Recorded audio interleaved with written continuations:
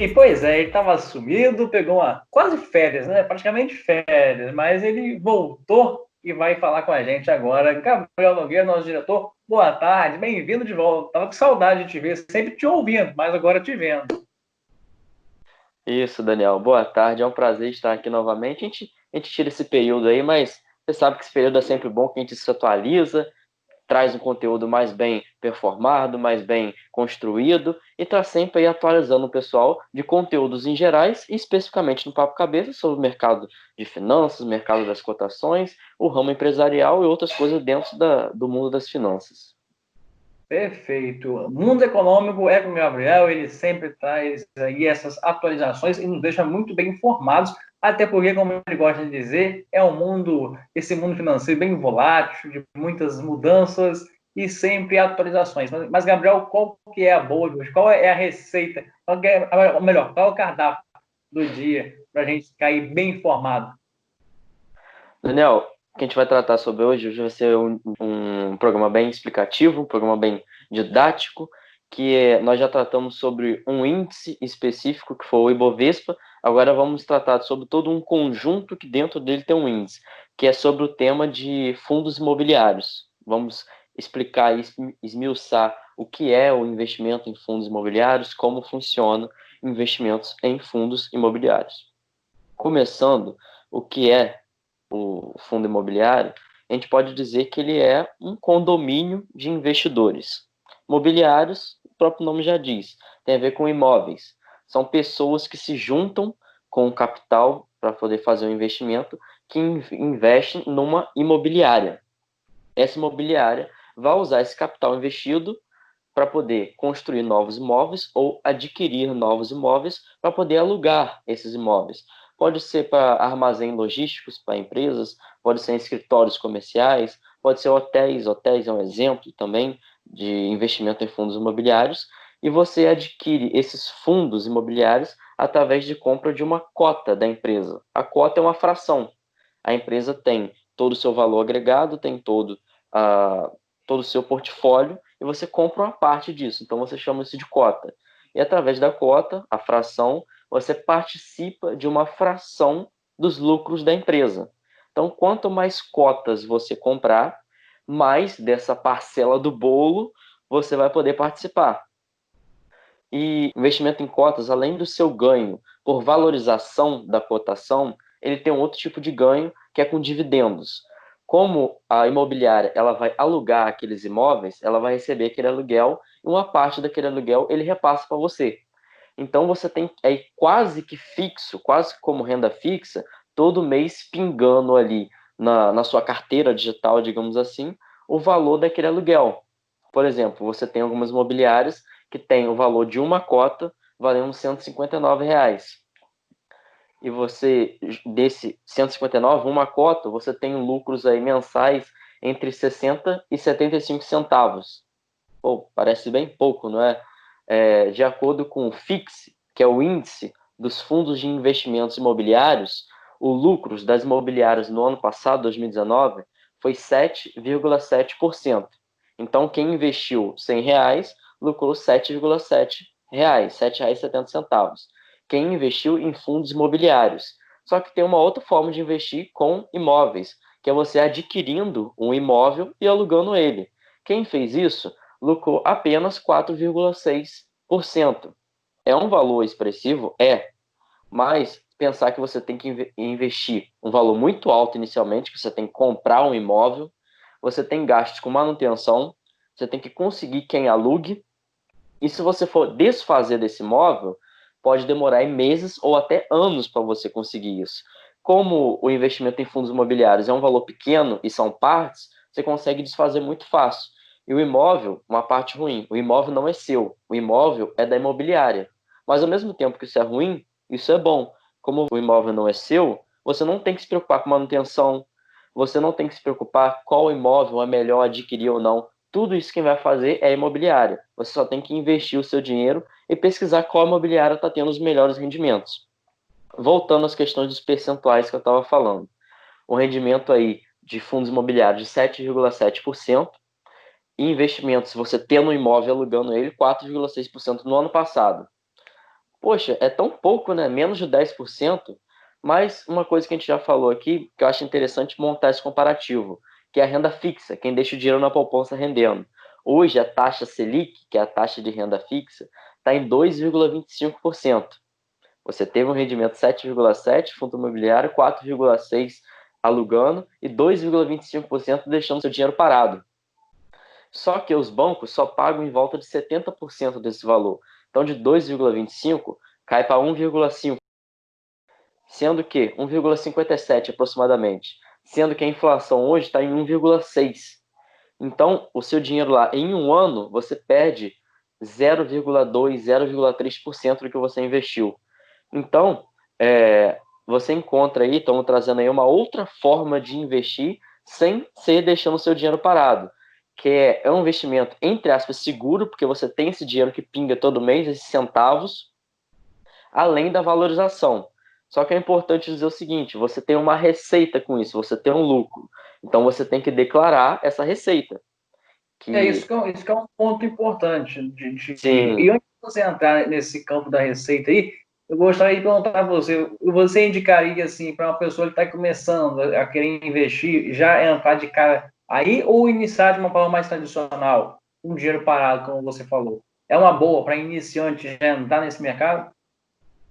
Daniel, para iniciante, eu indico o seguinte: para quem quer sair da poupança, é começar a investir aí em tesouro direto, que é um dinheiro que você tem uma aplicação, o dinheiro vai estar no banco, ele vai fazer uma aplicação específica e ter uma rentabilidade muito maior. Isso, ou para quem quer fazer investimento a longo prazo para montar a sua aposentadoria, que é a previdência privada. Então você tem essas duas opções. Isso seria um investimento de entrada. Agora, quem quer começar a arriscar mais, pode sim migrar para fundos imobiliários, que você tem aquela renda lá dos aluguéis e junto disso tem a valorização. Agora entrando na questão do imposto, você não precisa declarar o imposto das arrecadações, dos recebimentos, através dos aluguéis, que são ali aqueles centavos. Você só paga o imposto da valorização da sua cota. Então, por exemplo, você investiu ali R$ 500 ou R$ 1.000, mais fácil fazer a conta. Você investiu R$ 1.000 em cotas, teve uma valorização, chegou a R$ 2.000. Você teve um lucro de R$ 1.000. Desse lucro, você tem que fazer a declaração e pagar 20%. 20% do lucro. Então, você vai pagar R$ 200 de imposto de renda. Você tem que fazer a declaração do DARF, Documento de Arrecadação de Receitas Federais. Esse documento. Agora, só daqueles centavinhos ali que você consegue ganhar, que já é maior do que a poupança, você não precisa fazer a sua declaração. E além de todas aquelas vantagens que eu falei, de você não ser o dono do imóvel, você não precisar se preocupar com isso. Mas, trazendo aqui um adendo, né, que o setor de fundos imobiliários teve uma queda muito grande por conta da pandemia, porque vive basicamente da venda de imóveis ou do aluguel, coisa que a gente vê claramente que diminuiu bastante. Quem tinha, por exemplo, um centro comercial alugado, teve que fechar ou teve que parar. Pessoas que viviam de aluguel tiveram que sair do aluguel e ir para casa de parentes. Então é um setor que agora está em queda. Mas a gente está trazendo aqui para alertar que quando isso tudo passar, é um setor que ele vai voltar a subir devagar, vai estabilizar e depois vai voltar a estar sempre crescendo. Então é um setor para você começar a se alertar.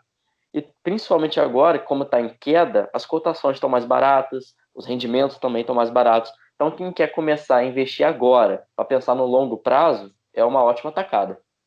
Seria um momento interessante, então, para já ficar de olhos abertos e quem sabe, se Sim, você já está disposto, também seria a hora ideal, porque o valor realmente está baixo e é realmente um tipo de mercado que, com a pandemia, assim como todos os outros, mas assim, a gente percebe que o mundo já começa a voltar ao normal, mas é um mercado que é complicado, as pessoas, elas, principalmente o aluguel, a questão do aluguel é o sim. que é puxado. É uma coisa que é bem puxada. Essa questão do aluguel interfere diretamente nessa questão dos centavos que eu falei, que você recebe por aluguel. Então, se passa um período ali que o imóvel fica vago, a pessoa sai, então vai ter uma queda. Mas, no geral, esses centavos que você recebe, que se você conseguir estar sempre aplicando mais dinheiro, você consegue gerar um efeito que é tão dito aí, que é o efeito bola de neve, você, com a sua renda, você consegue comprar mais cotas e aumentando cada vez a sua renda, ele é basicamente constante. Ele tem uma certa constância, uma tendência sempre a subir, mas ele é no mínimo constante. Então, para quem está saindo da renda fixa, ele é um investimento mais seguro que a gente tem, para não ir direto para as cotações que tem toda aquela variação, toda aquela liquidez. É o imposto também que é complicado. O Brasil é uma coisa de imposto aí Sim. que O imposto de leão é renda guloso. é complicado. Imposto de renda o buraco é embaixo. Se você não Sim, declarar, também fica esse alerta aí que dá sim. treta, dá treta. Mas, Gabriel, realmente hoje a aula foi muito interessante e importante, com certeza ajudou o nosso público a ter essa visão, porque o objetivo do Papo Cabeça é esse, trazer esses assuntos relevantes de uma forma que seja mais nosso povão mesmo entender, Sim, como a gente já vem falado, esse povão aí que tem cada vez mais tido interesse nessa área econômica. Eu fico muito feliz que eu vejo que a massa, o povão, a cada dia que passa, começa a ter mais interesse em economia e em política. E isso é uma coisa que é muito positiva. Eu acho que todo mundo sai ganhando. E nós aqui do Se Liga Show, o que a gente puder fazer para alertar, informar, nós vamos fazer. Então, gostaria que você fizesse aí a sua consideração final sobre esse tema que foi tão valioso. Daniel, como consideração final, eu já estava pensando quando você falava isso, que é o seguinte: você já tinha levantado esse ponto bem lá atrás, eu toco a voltar nele. Você falou que o brasileiro está cada vez mais se interessando por investimentos, mercado financeiro, mercado econômico, e é o seguinte: é, nós estamos aqui alertando o pessoal, estamos aqui educando o pessoal para conhecer melhor esse mercado. Mas a melhor forma de o pessoal estar por dentro desse mundo é se isso tivesse enraizado desde a educação de base. Então, você tem ensinamento por tantas áreas que elas te ensinam a ser empregado e você só tem uma forma de crescer na vida. Por que que isso não é ensinado desde a educação de base? Então, o que eu posso trazer como consideração final é o seguinte: você tem várias formas de investimento, nós já trouxemos aqui a renda fixa, explicamos um pouco o mercado de ações, a gente pode explicar muito melhor, e tem outros mercados para explicar. Hoje explicamos o mercado de fundos imobiliários, mas o ideal é que isso não vai acontecer de uma hora para outra, mas que isso venha desde a educação de base para poder formar brasileiros com uma mente de investidor, com a mente de empreendedor, para pessoas que cresçam com a sua independência financeira e que tenham várias formas de renda. Que é uma coisa que é muito falado no mercado financeiro, é você ter uma carteira diversificada. Quem tem uma forma de renda só, num período de crise desse, pode perder tudo. Então, quando você tem um brasileiro educado financeiramente, dificilmente ele passa por dificuldades durante o período de crise, ele consegue se manter mais estabilizado. E é até importante a sua fala, e eu vou até externar algo assim, pessoal, né? Nosso, eu posso dizer assim, mas acho que não tem problema externar, que a gente, nós como equipe de Se Liga Show, de produção, a gente, nessa pandemia, a gente pode dizer que foi um período, né, de crescimento para a gente e que nós, por sermos multitarefas, conseguimos aproveitar as oportunidades Sim, que vieram, podemos dizer assim. Então, daí a importância de você ter essa coisa da multitarefa e estar pronto para o mercado. Porque se você ficar, às vezes, focado em um segmento e não ficar atento aos outros, você não consegue. É a mesma coisa da Bolsa. Bolsa é economia, mas não fique atento à política para ver se você não vai levar um sim. tombo. Eu já cansou de falar isso. Então, fica aí o nosso alerta. Gabriel, vou fazer um pedido aqui no ar de um tema que eu tenho vontade que você traga. Não precisa ser agora, não. Pode ser mês que vem, enfim. Queria que você fizesse uma pesquisa para a gente sobre a questão de mercado de trabalho no sentido dos Estados Unidos na pandemia. Ter perdido milhões de empregos, mas recuperou um monte pela questão da burocracia de lei trabalhista, diferença de Sim, países. O sim, Brasil é um negócio muito mais burocrático, que até esse governo vem tentando tirar essa burocracia, mas é um negócio que é bem delicado. Não estou falando se isso é bom ou se é ruim, porque o Brasil é um país que mece palmas em leis trabalhistas. Isso é muito bom, é melhor que muitos outros países. No entanto, atrapalha um pouco nessa burocracia e tem coisas que realmente podem aí ser adaptadas. Mas eu só queria que pegasse essa diferença, esse paralelo. Lá, Sim. teve uma derrocada lá, derrubou um monte de emprego, mas já começou a recuperar. E o Brasil, que já vinha em um desemprego já de anos, a tendência é que isso acabe piorando, né? Então, eu queria que você falasse um pouquinho dessa questão de emprego informal também, que é uma coisa que vem crescendo no Brasil. O governo acaba tirando essa burocracia para conseguir gerar esses empregos informais. Então, queria que você me desse essa moral um dia e trouxesse esse tema aqui para explanar para o nosso público. Sim, Daniel, você trouxe aí um tema, obrigado aí pela sugestão. E eu já posso até dar um spoiler do que pode ter nesse próximo tema aí, de algo que eu já sei. Vou pesquisar mais a fundo, vou formar aí um roteiro. É que você citou os Estados Unidos, mas logo acima tem o Canadá. O Canadá, em questão de lei trabalhista, é bem tranquilo, por questão de taxa de natalidade. Está tendo uma população muito velha, então não está tendo mão de obra. Então, para quem pretende ter uma qualidade de vida, porque o Canadá é um país de primeiro mundo, e ter uma facilidade melhor de conseguir trabalho, Canadá é uma ótima pedida, mas você tem que ter o domínio de duas línguas, do inglês e o francês, é bom ressaltar isso. Então, a gente vai trabalhar esse tema aí, e já como o Daniel deu a brecha, vamos aproveitar aqui e pedir o seguinte: você que acompanha o Papo Cabeça, você que acompanha o Se Liga Show como um todo, deixa aí nos comentários sugestões de temas que a gente pode trazer, porque a gente procura trazer aqui o que está em alta. Mas ninguém é melhor para dizer o que está em alta, o que as pessoas querem saber, do que vocês mesmos. Então, deixe aí nos comentários o que vocês querem saber. Deem sugestões de temas que a gente pode trazer. Tá aí, tá aí. E, inclusive, no Instagram do Gabriel, vocês também podem mandar lá um direct, mandar lá uma resposta. Eu tô aí pegando no pé dele, ele vai bombar aqui no Instagram dele, vai botar lá a caixinha de perguntas, vocês vão poder interagir. Qual arroba? É o arroba Gabriel Nogueira. Pode mandar lá o direct. Real. Vou tomar vergonha. Real. Isso, real, real. Real oficial. Não tem oficial não, mas esse aí é oficial.